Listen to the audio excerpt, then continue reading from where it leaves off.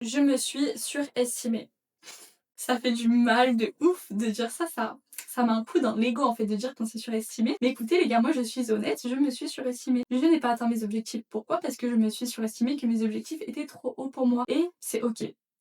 J'ai beaucoup de mal avec ça parce que moi je suis quelqu'un qui me compare énormément, notamment sur les réseaux sociaux. Quand je vois des meufs de mon âge qui ont réussi, qui ont la vie un peu que je rêve alors qu'elles ont le même âge que moi, qu'elles ont aussi peut-être commencé au même âge que moi, ça me fait mal, ça me renvoie à mes propres échecs. Bien sûr que quand je regarde leurs vidéos, il y a une petite partie de moi dans mon subconscient qui me dit t'es un peu une merde, genre toi t'y es pas arrivé, elles y sont arrivées, toi t'as lancé 1 milliard de trucs, ça a tout échoué et les autres ils ont réussi. Arrêtez de vous comparer, je ferai une vidéo sur la comparaison parce que c'est vraiment un sujet à part entière et là c'est plus une vidéo un peu chill, introspection etc, pas du tout préparée. Mais déjà il faut comprendre qu'on a tous un logiciel différent dans notre tête. Dans notre cerveau on a un logiciel comme sur l'ordinateur et on a tous un logiciel différent. Ça veut dire quoi? Ça veut dire qu'on n'a pas les mêmes croyances objectivement et que toi tu veux faire comme l'autre personne, tu vas atteindre le même résultat mais tu n'as pas le même logiciel. C'est bizarre, ça ne fonctionnera pas. Donc la chose que tu dois faire, c'est changer ton logiciel. Pourquoi est-ce que toi, ton logiciel, il est défaillant? C'est parce que tu as des croyances limitantes. Tu n'es pas plus nul qu'un autre, tu n'es pas moins discipliné, moins motivé qu'un autre. Peut-être que sur le moment, oui, tu l'es, mais en soi, on a tous le même cerveau, enfin, on a tous les mêmes connexions, etc. dans notre cerveau, c'est juste qu'on n'a pas tous les mêmes croyances. Et vous êtes capable de changer vos croyances. Pour atteindre vos objectifs les plus ambitieux, vous devez changer vos croyances. Et moi, je voulais atteindre des objectifs très ambitieux en ayant des croyances de merde, en ayant un logiciel claqué au sol. Donc là, mon objectif pour 2026, c'est de changer ce logiciel. Alors, quand je dis changer de logiciel,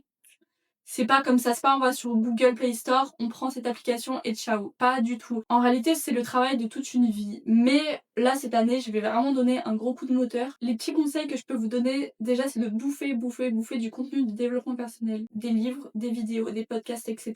Et moi, un truc que je vais mettre en place cette année, c'est que je pense que je vais me faire coacher en one-to-one. Je veux pas acheter une formation. Je veux vraiment appeler quelqu'un, lui raconter un peu ma vie, ce que je pense en fait, pour qu'il arrive à décortiquer quelles sont mes croyances limitantes. Parce que je trouve que faire de l'introspection, c'est super bien, mais ça a une limite, vous voyez. Je trouve qu'à un bout d'un moment, quand t'as fait de l'introspection, au final après tu sais plus qui t'es, tu sais plus ce que tu penses. 2 semaines après, tu vas contredire l'introspection que t'as faite. Et donc en 2026, je veux vraiment avoir un coach pour casser ces croyances limitantes. Bien sûr, je sais que ça va pas prendre 1 an, voilà, c'est pas une baguette magique. Mais en tout cas, je sais que ça peut m'aider. J'espère que cette vidéo, elle va pas non plus blesser des gens quand je dis que je me suis surestimée, que potentiellement vous aussi vous êtes surestimés. Mais les gars, c'est vrai, c'est pas grave du tout. Ça veut pas dire que vous ferez rien de votre vie. Et quand vous mettez des objectifs longs comme mon bras, que vous écrivez plein de trucs dessus et qu'au final, c'est des objectifs qui vous dépriment, qui vous stressent, etc., c'est que vous êtes surestimé. Vaut mieux avoir moins de choses sur votre liste, des choses qui sont atteignables, des choses qui vont pas non plus vous prendre la tête, parce qu'en fait, quand vous vous prenez la tête, quand vous avez des objectifs trop compliqués, vous vibrez la frustration, vous vibrez le stress, vous êtes pas bien. Des fois, vous vous retrouvez à pleurer dans votre lit parce que oh, je suis pas arrivée à atteindre ci, je suis pas arrivée à atteindre ça. Donc au final, vos objectifs, ils vous mettent des bâtons dans les roues. Déjà, un truc qui est important à faire, c'est de pas avoir beaucoup d'objectifs. Vous prenez quelques objectifs et vous les décortiquez en plein de mini-objectifs. Et ces mini-objectifs, quand vous allez les accomplir, ça va être beaucoup plus facile parce que ça va être des mini-objectifs. Et ces mini-objectifs, il faut les célébrer, il faut être fier, il faut les noter. Parce que des fois, on accomplit des trucs dans notre vie, on les note pas et on les oublie. Vous prenez un carnet, vous écrivez mon calendrier des petites victoires, vous notez la date et vous notez à côté tout ce que vous avez accompli. C'est important de se fixer des mini-objectifs qui vont être atteignables pour votre cerveau. Parce qu'en fait, si vous n'avez jamais fait 1 euro de votre vie, là, de vous dire je vais être millionnaire cette année, bah peut-être que ça vous fait vibrer, peut-être que ça vous fait vibrer de ouf parce que c'est cool, parce que vous visualisez dans votre tête faire les magasins hyper riches, hyper bien sapés, etc. Si votre cerveau il n'y croit pas, il va rien se passer. Et en fin d'année, vous allez finir comme moi, vous allez vous dire ah bah cette année j'ai pas accompli mes objectifs. Et croyez-moi, vous allez vraiment être déçus de vous. Donc ne regardez pas ce que fait Pierre-Paul Jacques sur les réseaux, ne vous dites pas cette année je vais être millionnaire, cette année je vais avoir 1 million d'abonnés sur TikTok, sur Insta, etc.